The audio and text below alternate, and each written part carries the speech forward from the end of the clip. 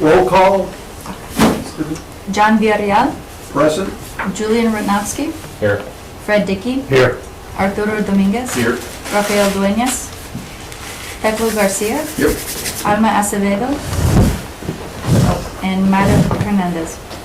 Okay, Mr. Chair, you have a quorum. Thank you very much. Next item on the agenda is the approval of the minutes. There's the approval of the minutes of the last meeting dated September 5th of 2019, and approval of modifications for the August 1st, 2019 minutes. So I'll give you all a chance, if you all haven't, to review.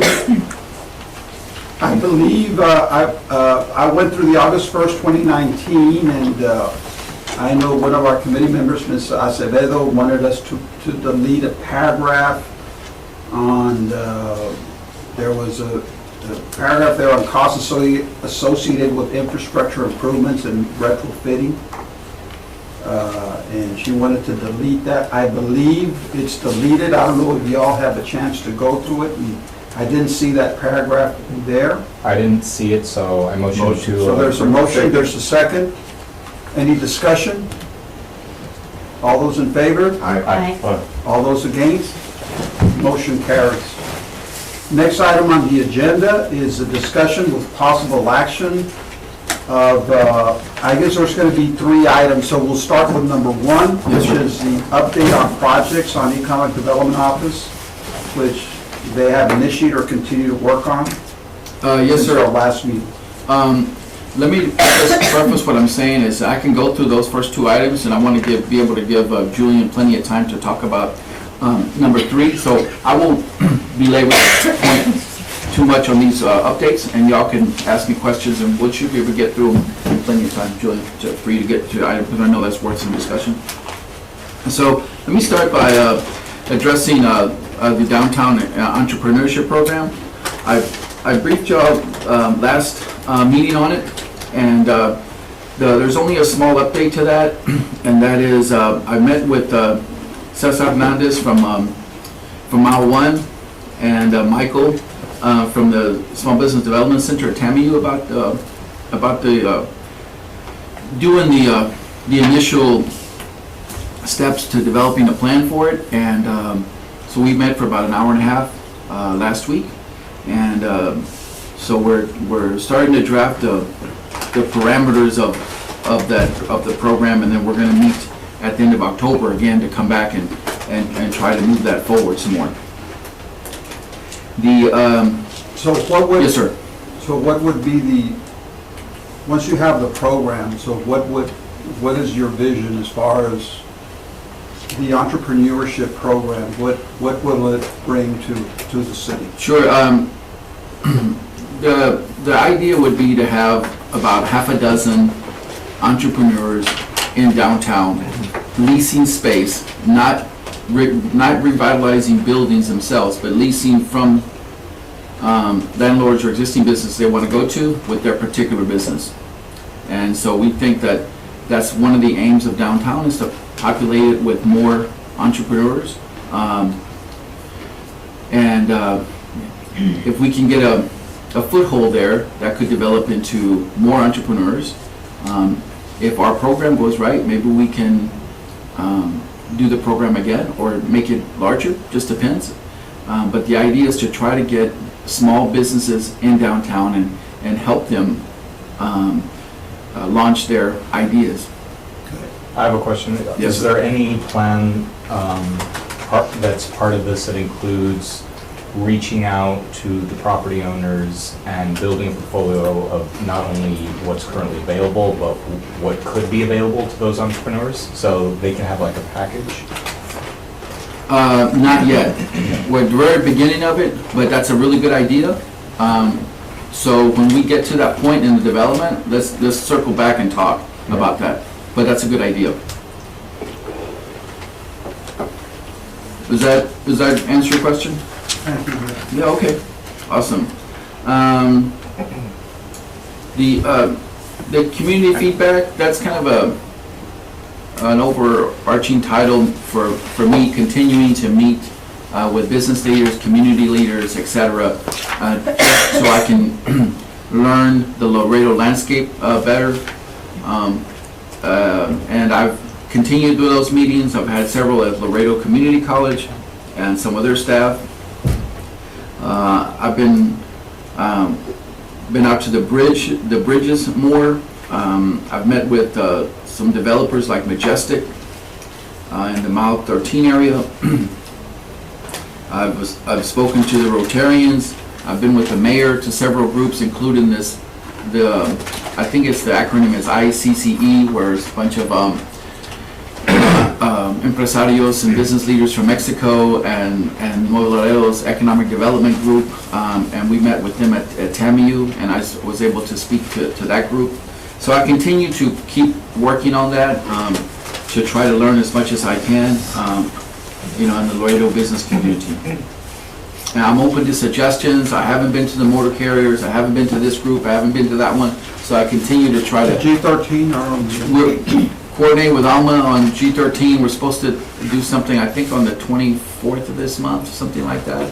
So yeah, we're still working on that. And I'll continue to work on it. It should really never stop. Here moving forward, I should continue to go to those Laredo EDC and so forth.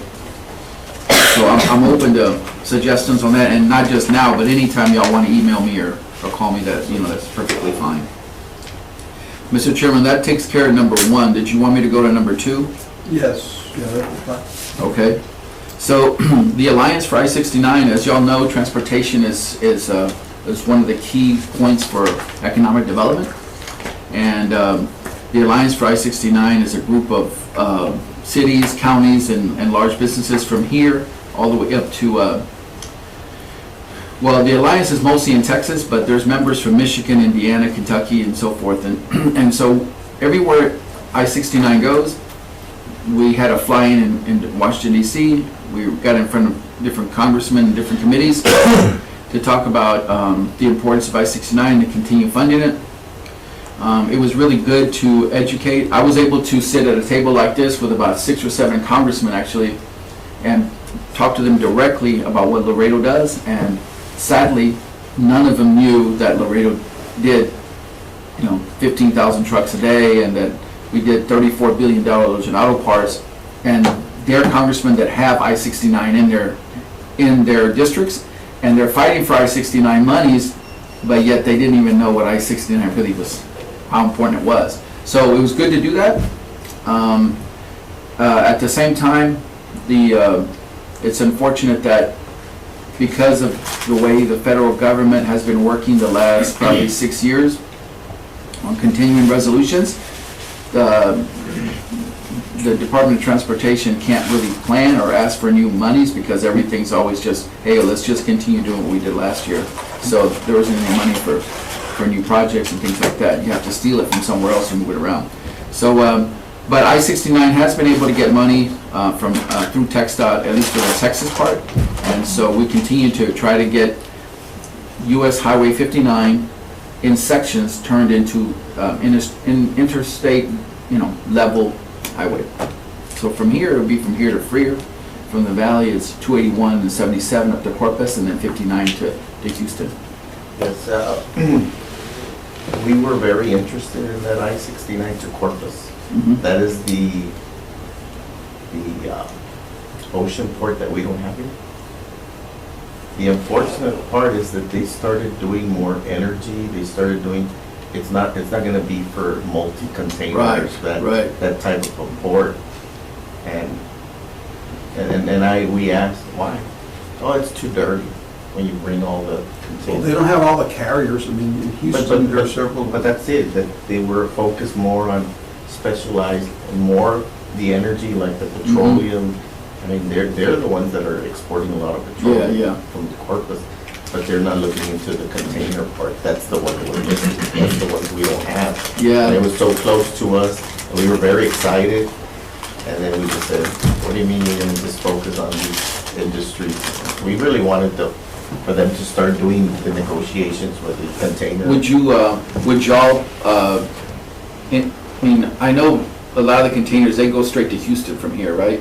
The for. It's a little bit farther than us. Yeah, for ocean-bound containers on ships, Houston's the port of choice, right, that y'all use? Well, the thing is, that the big ships would get there. Now that they did all the dredging for the longest time, now they have that capability. But then they started saying, oh, well, we're going to specialize on these stuff. And we're like, So really? So Corpus is out, right? well, we would like to, I mean, I know they get together every month, Corpus, San Antonio, and Laredo. The port authorities, except us, we're not a port authority, and they meet every month, either in San Antonio, Laredo, or Corpus, and they just talk about what's going You on in mean the port. Houston or Laredo? Laredo, Corpus, and Laredo. You San know, Antonio? maybe the port was John LaRue, I don't know if he's still the Yes, he's the one from director. Corpus. Maybe bring him in for a And then meeting. Port San Antonio, or who is it from San Antonio that joins that group? The Port of San Antonio is the Port Authority of Yeah. San Antonio, it's actually the base, Mhm. where the base is at. And And then that's where someone, they make their money in renting warehouses. and then someone from our bridge system, And here, Mr. Conchas from the chamber. Mr. Concha. That's interesting. And so they discuss what's going on in their ports, but to us, we were very excited. We were gonna have some type of ocean, something that we could tap into in the ocean part of it, but eventually they started looking at something else and not doing those negotiations. Are they open at all to any Well, discussion? I mean, that's what I'm trying to. Well, maybe that's something for me to explore, I mean, I don't know. Yeah, maybe if you would talk to Mr. Concha, that if he could invite maybe. you to a meeting when they have it here in Laredo, that the San Antonio and Corpus come in. Arturo, what did they mean by dirty? The containers are dirty. You know, it's too messy, too much messy work. Oh. Cleaning and, Clean? yeah. Compared Then to it's petroleum containers. Petrol. Exactly. And sand. I mean, we there's bring none on of that sand. dirt, that messy dirt, though, there's plenty. Well, they really have to have gone a different direction. They're doing those acetylene facilities and crack, I don't know what the heck. The sand for the They're fracking. doing sand. I took a tour of the port about 3 years ago, and it took, man, it really drained me, because they said, we're gonna give you a quick tour of the port, and they put me on this boat, and 4 hours later, I was getting off. I was like, A short trip. But we did it in a car, so they took us in We a went in Suburban and we ran and there was a lot of space to grow. They have a lot of property. they do, but they have focused on fuel and other commodities, not containers. And that's really what we wanted to continue. Would y'all be open to something else? I mean, has Brownsville ever entered that discussion? Because they're doing containers now. See, but ours was the short route. Yeah, short The route, shortest yeah. route My to the understanding is ocean. that it's sort of like the chicken and the egg, it's like the shipping companies don't go there because there's not business. Mhm. Business doesn't go there because there's no shipping, Yeah. some of the shipping companies, so I guess that's something, maybe we need to bring in John Yeah. LaRue and maybe discuss that. So we can support 69 to get to Corpus. Yeah. I mean, the RMA and putting money into the environmental, which is the one that takes the longest, and be investing money just for environmental, and when the big monies come for shovel-ready projects, it's already ready to do a big highway from here to Corpus. The big thing also from here to Corpus is that they were gonna The rail system. do a loop around Alice, because I don't know if you've ever taken the Yeah. Well, there's road no from here. I direct mean, shot from Alice here has to much Corpus. like 20 traffic lights. Yeah. I've seen the route for that go around. I mean, there's a lot to do, right, to get a route from here to Corpus, because there's Freer, you gotta cross over 281, you go through Alice, you have the 44, the 77, and so forth, And then you have the rail that goes directly to Corpus. Yeah, Southern, right, Casey Southern, that's the route that goes to Corpus, that's right. And they move a lot of stuff back and forth. But that's something that we would like to. Okay, well, thanks for bringing that up. That's good. Okay, so where does that leave me? Oh, the Lions for 69. So it was very good meetings, a lot of good discussion. I was able to bring up Laredo in many meetings and many times. So I thought it was really productive. I also want to mention very quick that last week went to meet with the Texas Workforce Commission with Mayor Sines, and we talked. Yes, sir. Tomas, Was Cuellar in that meeting with the 7th Congress? Yes, yes, Square he wasn't at every meeting, he was at, I think he was at 2 meetings that I was at. Okay. Yes, Perfect. yep. Thank you. We went and talked about the different programs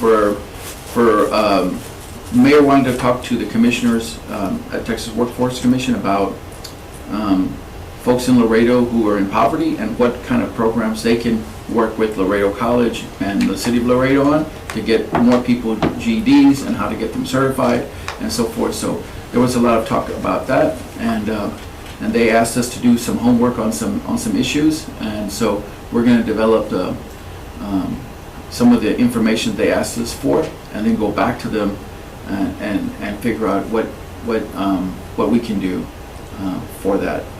I don't have much information yet because they asked us to get some demographics and other things. So once that gets developed, I can bring back to the committee more information on what we're going to try to do in terms of applying for grants with the Texas Workforce Commission for workforce training and other things. What's our unemployment rate right now? I want to get to that at the end of my little report. I have a little Laredo economic report for you. Also, want to mention that we have a grant administrator, new position. He's working under the city managers and / the finance department, but he is working with me quite a bit, and I've already asked him to help us with a downtown, or first research what we need to do to get an application going for broadband in downtown and some parts of South Laredo. We have a 58% connectivity rate in Laredo, which is really low. Yeah, that's, Yeah, wow. yeah. I didn't know it was that low. Yeah, it's 58% according to the census, and for instance, Lubbock's is like 82, and McAllen's is like 81, and Austin's is like 95 or 97, something like that. So yeah, that's kind of that vicious circle of poverty and education and. There's studies that link internet connection Yeah, to one of the exactly. biggest opportunities to wealth. Yeah, so that's a big issue. So I really want to get his help. Arnold, that's the new guy's name. Arnold, yes. I think his last name is Hidalgo, I'm not sure. But before we even apply for the grant, of course, you got to do all the legwork. So we got to know, okay, what is it that we want to do? How much is it going to cost? Where is it going to be? Who's going to do what? And then you can start applying. We're not there yet. Would this be a municipal internet connection? Because I do know years ago, I think San Antonio was sued for doing that. Yeah. By the telecommunications. Yeah, companies. they like to sue because they want to do it, but then they'll But they're never not do gonna- it, and then they want the money for it, right? So yeah, no, I understand that part, but the reason the U.S. Economic Development Agency, the EDA, the reason they're handing out broadband grants left and right is because those guys aren't doing it. Now, a big portion of them go to rural areas because rural areas are really hurting for internet. So you can't do telemedicine to rural areas if you don't have internet. So anyway, so we're going to go down that path and see how far we can go. Awesome. Can you look for something for drivers? Would Some you- type of grants for drivers for be a Like farmhouse for drivers, For training? CDL for, Yeah, no, for sure. I mean, there's a lack of over 100,000 in the country. And since this is a big transportation location, Is there, I can do quick searches, but just off the top of your head, do you know if that's a severe shortage of drivers here in Laredo? here and all over the country. But if we can be a farmhouse to send drivers all over the country, I mean, Yeah. I think that would bring some type of monies down. You would be surprised the percentage, some of the smaller transportation companies, the percentage of Mexican drivers that they have. I mean, some have 80%. You want to hear something crazy? Very crazy. I heard it and I said, well, maybe this will be probably working in 25 years from now. But they're talking about the drayage companies being self-driven. And this is Chrysler to do the trades. from Yeah, Laredo to- no, I've heard that talk. I mean, I really have. And this is more longer term, and maybe we can bring it back to another meeting, but that's something that we really need to plan forward for here. It's like, we can't assume that the transportation industry and logistics is always gonna need so many people. A lot of that stuff is getting automated, and we need to be careful with that going forward, you know. But the shortage is there now. Yeah, now. Not the yeah, future, but yeah, now. Yes, sir. And the thing is that we had Congressman Cuellar's staff here yesterday, and we were talking about that, because there's a gap. I mean, most of the kids really have to go work after high school, and so they cannot get on top of a trailer until they're 21. So there's a gap of some years, and somehow they'll look for something else, some other careers, do something else And they than can buy an AR. instead of doing something like that. I think we talked about legislation to, at least for Texas, or work something for Texas so that these kids can, and we can start farming now. Once they get 21, they can leave wherever they want outside. But would companies hire an 18-year-old driver? If he's competent, if he has a license, I mean, why would you say he's not competent? No, I mean, I'm not saying that, I'm just saying, I mean, what would the feeling be? The other, Well, and sometimes it's hard, some of these, you get X number of tickets and you're out. yeah, but the other scary part is most of the average are like 50-something years old drivers. I mean, that's the average also, Yeah. which is, they're almost ready to retire too. Can I ask you, just on average, I mean, how much does a younger driver get paid starting out? They should get paid the same. Which is They what? By the miles. By the miles? How much per mile do they pay? Starting for a driver, it depends if you're doing over the road or if you're Yeah. in town. Interstate or local. In town, 40, 50, over the road, 50, 60, And- starting. It's pretty good. It's a career now. If you're into it 10 years, No, I mean, over you the could- road, you're making 70, You can go 80. to the transportation companies now, Werner or FedEx or whatever, and you go to their parking lot, If they own their own and the truck. cars are nice. Yeah. Yeah. So, no, that's a good point to bring up, Arturo. So, let me keep going so I can give Julian some time here. So, we mentioned the new grant administrator and the downtown broadband. And then, lastly, I just want to give you a quick Laredo kind of economic snapshot, if you will. Unemployment, Mr. Chairman, is August was the last month that the numbers are available for. So unemployment in August was recorded at 3.7% for Laredo. In August of 18, it was 3.7% also. And then last month, it was 3.9. And then last July in 18, it was 4.0. And if you throw in the plus or minus, you know, for error on how they measure that, we're virtually in the same spot that we were a year ago. The Laredo market has 108,000 people employed. So, And compared to the state and to the nation. well, the state's unemployment is just a little bit lower than ours, not much, like 3.2 or 3.0, it What's just the, depends. do you know what the medium wage is, or?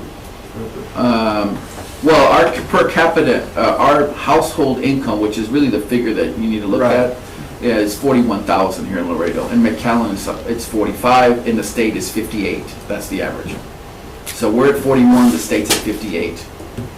McAllen's at 45.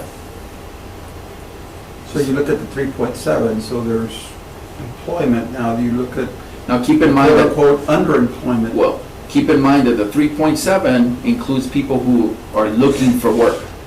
If you're not looking for work, you're not gonna get reported. So, there's always people that are not looking for work or working in the, Why? under economy, the informal economy, and so they're not filing or whatever, so that's the number. And then these are still, they're not counting heads, these are best estimates through calculations. What's the cost of living difference between Laredo and McAllen? Oh, I don't know the answer to that question, but it's similar. I think the rent's a little higher here. Yeah, it's low. So we're lower on Now, cost of living. right, side. and that could be a supply and demand deal. Mhm. The quality is similar, but, you know, there's a lot more places to pick from you know, when you have McAllen, Edinburgh, FAR, Mission, all that together.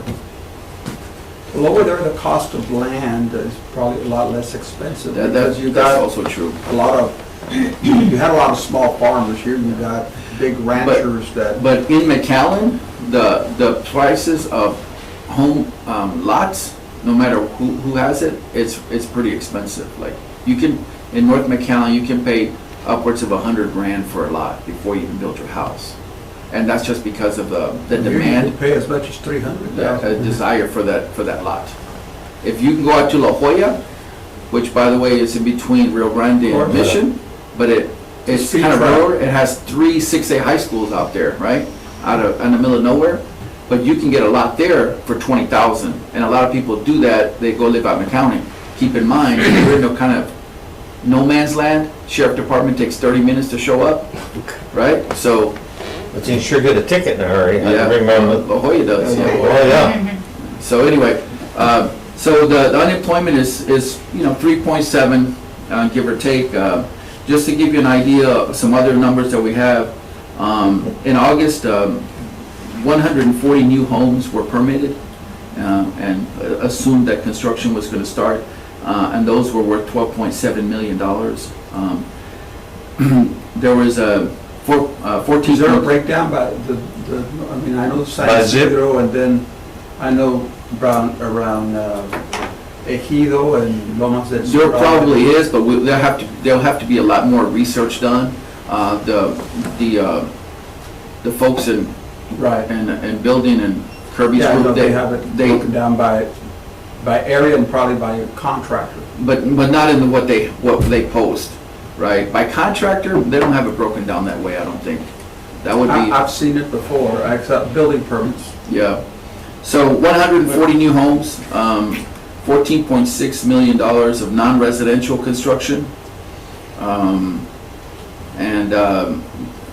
So new building so far up until through the end of August, $317 million in building in Laredo, So that's the August, you mean just for No. August, through August. through August? Yeah. Year to The date? first 8 months, right, through August, 317.9 million, which is about 15% more than last year, but it's about the same as 2017. You said how much? About 15% more than last year. What was it, the dollar amount you mentioned? 317.9 million, right? About 15% more than last year, but the same as 2017 and 2016 for that matter. I think they were at 316 million, so right about the same. Going back to the unemployment, Yes, sir.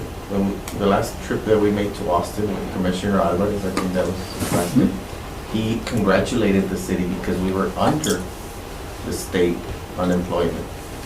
That may have been one particular month. I remember that when that happened, and I kind of like raised my eyebrows too, like what? I think he had the state, I didn't want to say anything at that time, but I think he had the state number wrong. Because I think he said the state's unemployment was 4.8, but it wasn't.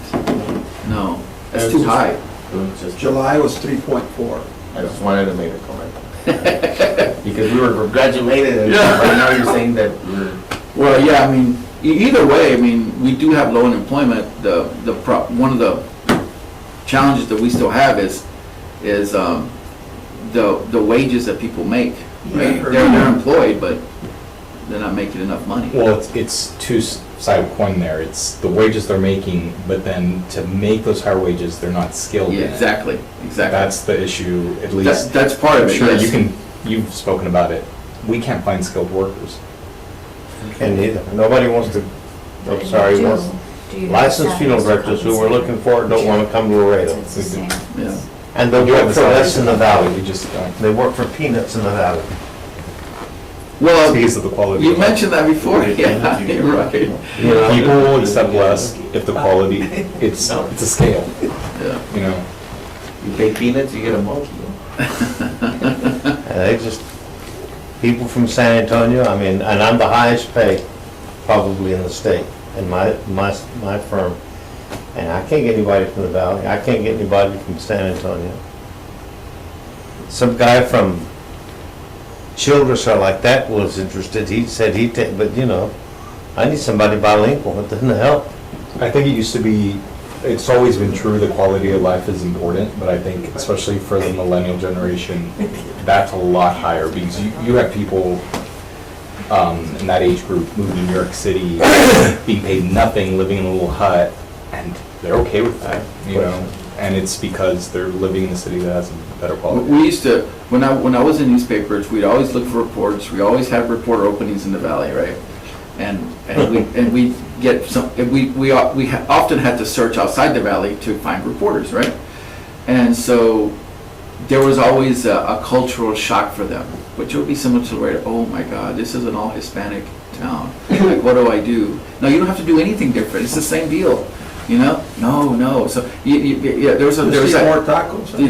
There's that issue with you know, the guy from Childress. He might move here, or the person from San Antonio.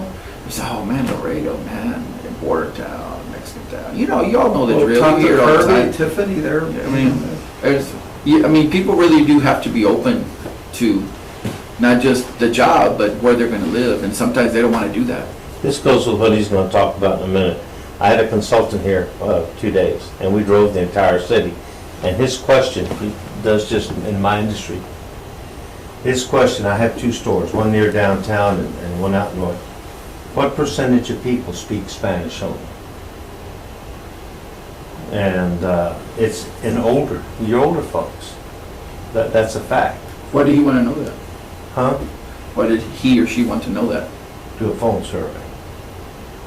Oh, I see. Yeah. Well, I mean, like I said, people have their own reasons and motivations. Let me get through a couple more stats so we can get to Julian here.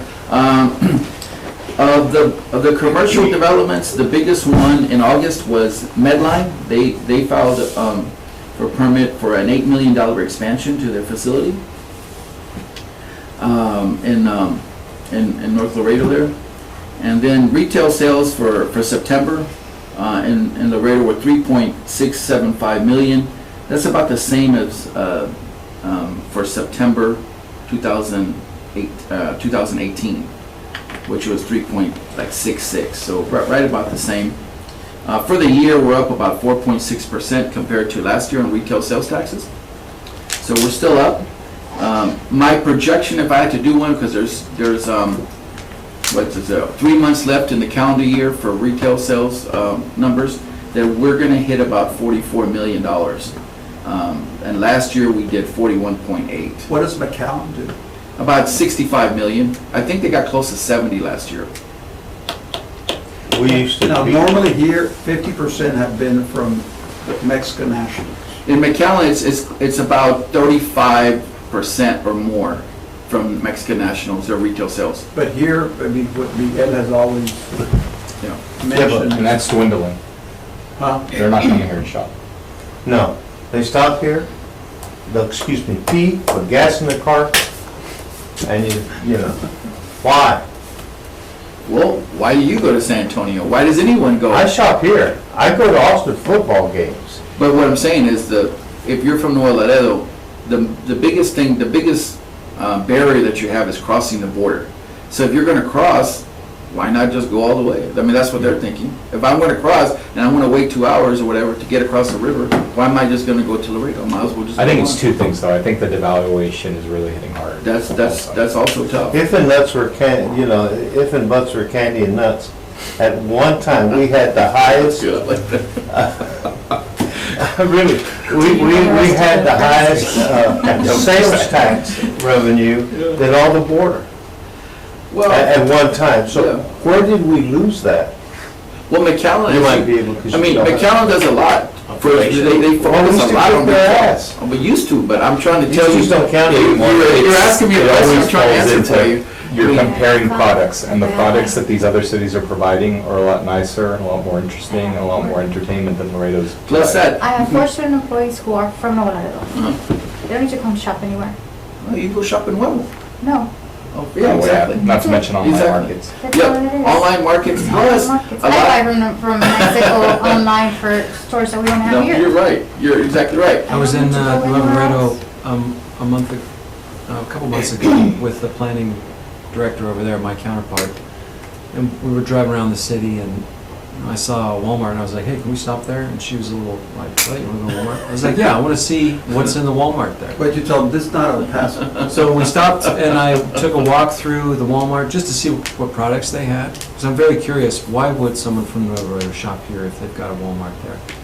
The products are a little different, but not that different. There's certain. And that's the reality, is that a lot of, with NAFTA, the only barrier with going down there for a retailer is inconvenience or supply chain. It's not, there's no legal barrier for them to bring their store and their products down there. It's just, they don't know how to do business in Exactly. Mexico, but they're learning.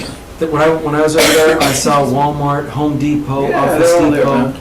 They're all there and more are moving H-E-B, there. and that's what they were H-E-B's coming there. for. Yeah. So, They don't there's need to not, cost it's not such a any hard, There's I don't target. either, I'd like to add a little bit on that. Yeah, go ahead. First, they gotta pay 15%, okay, just to get into Mexico. Even if it's a free trade, they have to pay 15%. Yeah. To me, my personal view is the income tax. Like they disappear. They import this and then the income tax probably is never paid or something like that. In our government, our system, because we pay our income tax, that's really the big revenue money that the government is looking for. They love free trade because you're gonna buy more, you can sell more, you're gonna pay more income tax. So that's why free trade is important. But to Mexico, it seems like they pay the income tax ahead of time, and then you can cross and you can do whatever you want with your stuff. If you pay or not, well, you got 15% at least. And then Government whatever. has that 15%. And then you go to, how are they organized in their distribution center? I mean, I've never seen a distribution center for Walmart in Laredo. It seems when you go into Monterrey, that's where you have a Monterrey big has it, distribution. yeah. So you have to transport these goods from Laredo to Monterrey, and then if they need them in Nuevo Laredo, send them back to Nuevo Laredo, and so it can get expensive. But then again, you have companies that, the gray market goods, like that's what they're called, gray market, where it's built for that country. An automobile is built to those standards, That's right. and so it could be competitive in their economy. In the US, you have more standards, it's gonna be more expensive. So I say, I'm gonna buy a car in Mexico, and then I'll bring it over here because it's cheaper. Well, it doesn't meet our standards. So you have to put them up to standard, then you can import it and do whatever. And that's part of the shopping experience for Mexicans who still come here, and those who are more affluent, they've kind of diversified. They're not in just McAllen or Laredo or San Antonio like they used to be. They have houses in the Woodlands, you know, and in Sugar Land or whatever, right? In Austin especially. But Percentage. yeah, but they look for targeted items like Levi's, like et cetera, that they know that would be expensive, but otherwise you can just get it anywhere else. And Like then you you're have the saying, rate of on your exchange. phone or whatever. The other variable is the rate of exchange. Yeah, rate of exchange. Okay, last one here. We're talking about. No, that was it. That was the last one. So retail sales. So maybe we'll get up to 44 million on that if we're fortunate. But that's the end of my report for those items, Mr. Chairman. If y'all have any more questions, I'll be glad to answer them now, or y'all can email me later. Very good. Thank you. How is the bridge revenue this year compared to previous Yeah, years? that's a good I question. heard it's, I mean, is it down, is it up? I don't know the answer to that question. I'd have to go look, to be honest with you. Can you send us that info? Yeah, To yeah, sure. the whole committee? Because I know, I mean, of course, March, we were, largest. We also Part recently of the raised country. those Sorry? fees, I think. I think we raised those fees, so I'm more curious to see the number of crossings. Because then I heard in FAR that their tolls are down. What's in FAR? Huh? I mean, it's because anything coming over there is coming further north, that's what I. They do the produce as a big, Bar does? but that's still not their biggest mover. Their biggest mover is electronics. They move TV, flat TV screens and all that kind More of stuff. expensive goods. But let's also keep in mind, I was telling the city managers this the other day, we can never discount another competitor. I mean, everyone's competing for a slice of the business from Mexico. But to keep things in perspective, FAR moves about 10, 11,000 trucks, maybe 12 if they're lucky, a week. We're doing 15 or 16 a day. right? So that's the size difference. You More can than add that, all. you just keep You- biting at that, Yeah. and biting at Yeah, that. and and the reason that their proposals might be down is that they don't have any more capacity at that bridge in its current state. If they add lanes and more inspections, yes, but they can't do any more. Probably the bridge with the longest waits right now because they just don't have capacity. It's a 4-lane bridge and, you know, they move lanes over so you can be 3 on one side, 1 on the other and all that kind of stuff, but they're really stuck. Any chance with your knowledge that if we had more capacity here, they'd come through Laredo? Well, we're taking, the produce industry, Seasonal. is seasonal, but I just spoke to some folks that keep a really close eye on this, because I was telling them, hey, we're taking all this business from Nogales and FAR, because we're doing like $1.5 billion of produce here in Laredo, In Colombia. right, in Colombia, Colombia. and they said, no, you're not really taking away from either one. Both of those places are still going strong, it's just there's more produce to get shipped out of Mexico now. So it's kind of all the boats are being lifted. So we are doing more here, and it's bound to, we're only doing, even though produce, FAR is the #1 produce crossing in the country now, we're only doing about 20% less than they are. I mean, we're doing quite a bit here. Well, if you add all the shipments from all the ports in Texas, you Yeah. add all, we still have more volume than they do. Yeah. Just to have an idea. 66%. You put out everything. The biggest merchandise that is imported is out of ports. Auto parts. Or it's 60% of the importations into the country. And that, we are the number one port Yeah. in the country. Yeah. Was $61 billion last year. The And second closest. that's a double-edged sword, because automotive, if it, you know, you have some of these tariffs, you have, I mean, a lot of times when you see an increase in the delinquency, the underwriting tightens up for vehicles and it just slows sales down, and that's one thing we need to keep. And you have tab on. 61 billion, and the second one is 42 billion. So we have like $20 billion in gap Yeah. from the second port. We've got to protect that though, you know? That's what we're trying to do. Yeah, we're trying to And do there's a that. lot of things going on at World Trade Bridge. They're doing a lot of things in and out of the World Trade. Once they complete all those little things, like in less than a year, I mean, it's gonna have more capacity, and then we can talk about an expansion. But Well, I think and that's- the problem right now is Mines Road. We Mines just Road, got a piece of the report. Yeah. They moved 60,000 vehicles during the day, and IH-35 moves 58. And keep in mind, if you add, let's say for some reason you can magically add two bridge lanes to the World Trade Bridge and more inspection capacity, well, where are those trucks gonna go? Right into Mine Road, right? So if you don't fix Mines Road, you can't handle an expansion. And it's a farm road. Yeah. There's no way you can say, we're gonna put a dedicated lane just for cars to commute during the day or from this hour, because it's a farm road, they won't let you. So- Say doesn't let you do that. Can we move to item? Yes, item yes, I just five, wanted to because tell it's Chairman 12 that, o'clock. yes. Yeah. Yeah. Yeah, go ahead. Yeah, go ahead. The next item is, there's no action on items 1 One and and 2, so two. go ahead on item 3. So on the abandoned downtown buildings and how other cities deal with them,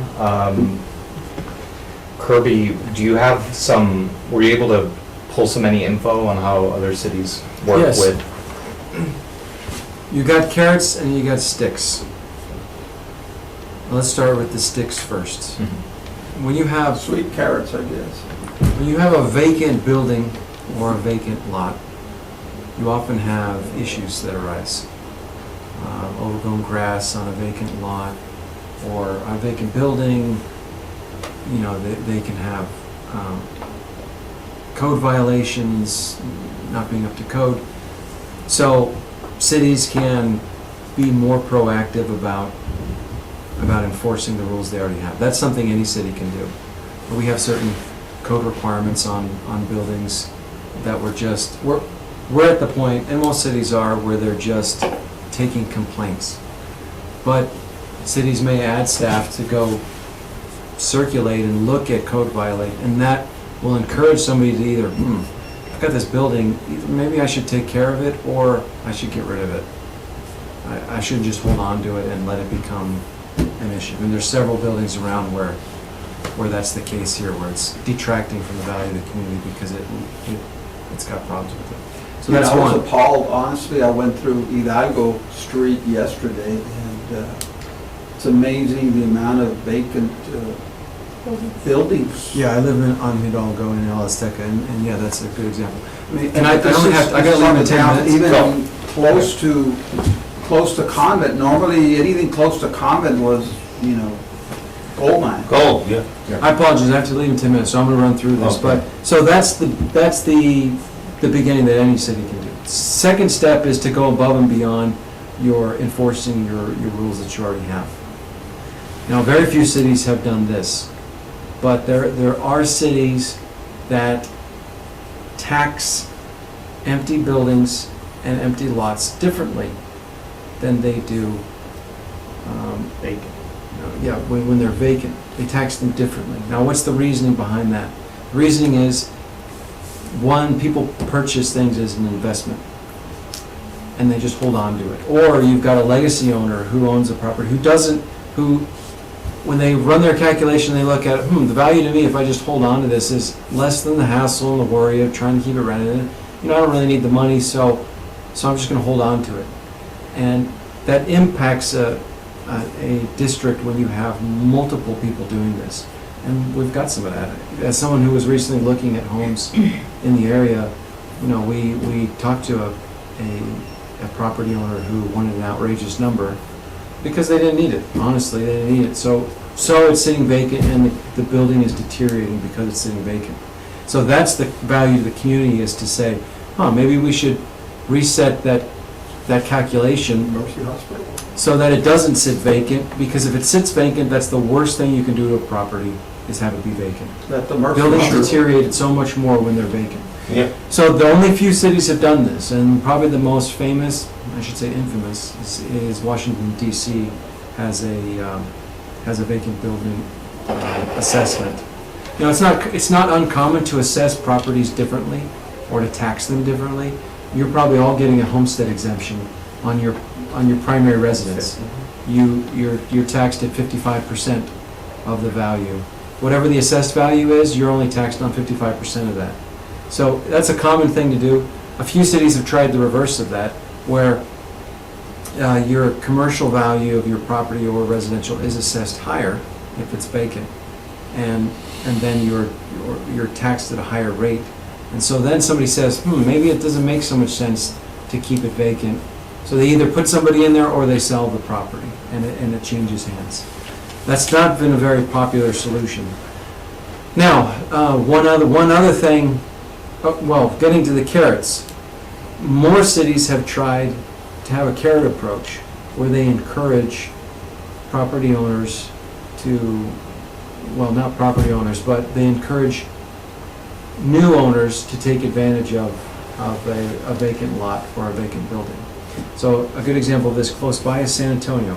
San Antonio they don't do anything with vacant buildings. They don't do anything to penalize owners. What they do is they just have they have upped their game on code violations to really look at their downtown and historic areas and really follow up on code violations, not just wait for complaints to come in. But what they have done is they have a vacant lot program, nothing for their vacant buildings, but they have a vacant lot initiative where it's run through their community development department, where if there's a vacant lot and they want to incentivize somebody to purchase that vacant lot and develop it. The way their program is written, though, is somebody that has to be within a certain, I think 100% or less of the median income. And the way it's set up, it's basically set up for median or lower home purchasers who would look at getting a vacant lot and getting a home built on that. Well, the reality is, how many median home buyers are going to buy a vacant lot and then try to develop it? Or have the experience to do so. Or have the experience. So when I talked to the lady who ran that program, she runs other programs, but she runs that one as well. She said, it's not really being taken advantage of, so they're looking at reworking that. But some things like that have been done with modifications across the country where, okay, you've got vacant lots and you've got vacant buildings, and there's an incentive there. One of the more common ones is that the purchaser of the home then gets into a tax abatement arrangement with the city where their taxes are abated for a certain number of years to offset some of the costs they would have with purchasing that vacant lot or the vacant building and their necessary repairs that would need to be made. So we do something similar with our, with our, NEC. with our NEZ is similar. And the challenge with that, of course, is the city only makes up a third of the taxes. The school district is the majority of that. It really isn't an incentive anymore, to be honest with you. Yeah, with the Well, recent, without the county now. Yeah, without the county or anything, it's almost essentially not worth it at this point. I think I've said it before to you guys, but not to them. But in a book that I read, that when New York was going down and Giuliani came in, yeah, the he did three things. broken window. He painted the metro, the subway, he cleaned it out, painted, whatever. And then he reorganized the prostitution that was in 42nd Street, just put it somewhere else. And then the other thing was the police. That's the first police that were on a horse, so they could secure a bigger area, because that's what the people wanted. And it just went up and never came down. I think if they were to paint downtown like those colors, I mean, if it's an empty building, the city would paint it and put something, and I think if they would paint the downtown to look like a big mercado or something similar to the outlet, I think just with paint, they would attract. I mean, honestly, it's just. So Kirby, I have to leave soon, but Okay. if you were asking my recommendation, I would say that's what I was the going to hardest thing to do would be to put to move forward any ordinance that would penalize the vacant lot owners or vacant building owners. I would agree, I think it works, but it's controversial and it'd be very difficult. Well, a lot of times you can't lease the property, the people that can't lease, and then it's sort of, then you're raising the taxes. Well, they It's sort of- could, they're hanging on to rents from the 90s, at least, they're one of those good days to come back, which will never come back. Or you have property owners, the biggest problem of the downtown is you have absentee landlords. And that means people that no longer live here. That's right. Or even worse, which is some of these properties, they'll never get fixed because they're owned at this point after generation. There's 19 different property owners.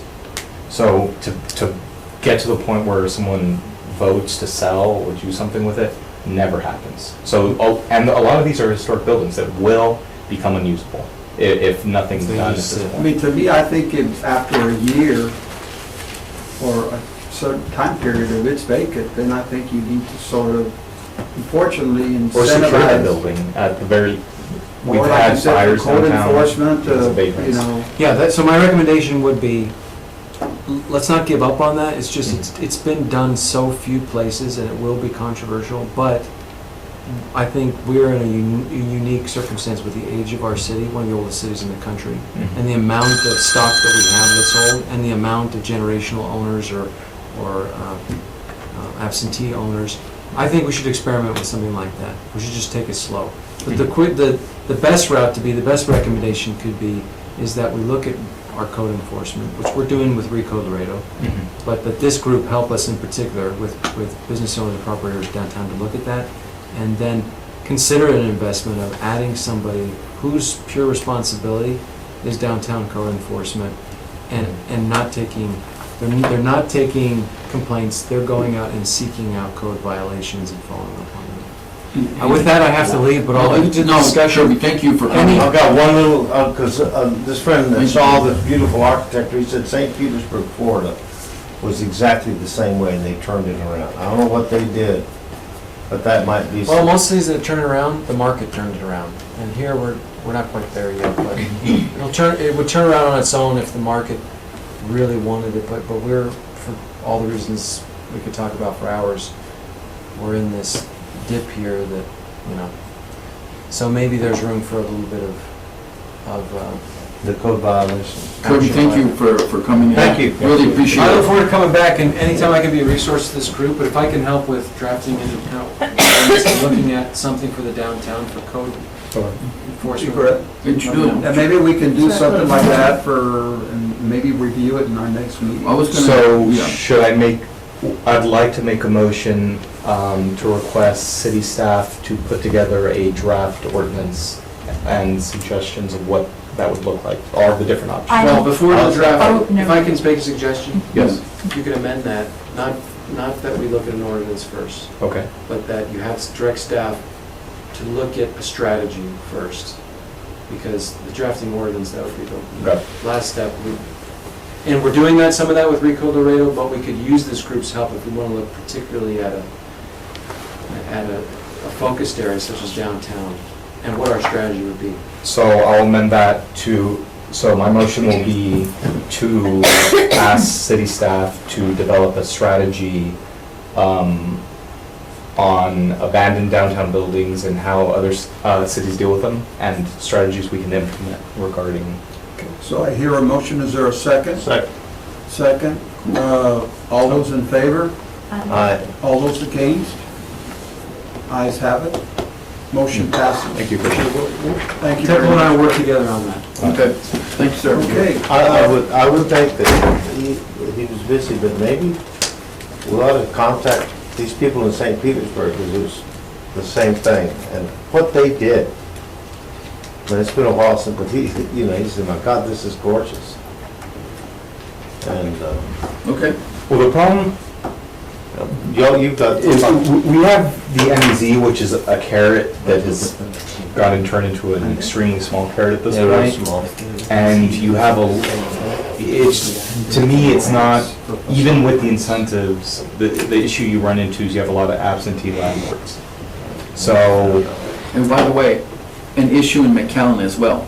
a lot of absentee. Not necessarily downtown, but in the mid parts of town where Mhm. there's empty lots, and they've been there, and I don't mean dilapidated, just undeveloped lots. Mhm. And it's like, hey, can we get something in here? Oh, well, that was Mr. Johnson's daughter's place, and she moved to Houston, and no one has seen her, and it's just been that way, or there's maybe a battle among kids, of who's gonna have that lot Yeah. now, and so you get in this situation, like you said, there's 9 owners now. Mhm. Okay, well, and then just sits there.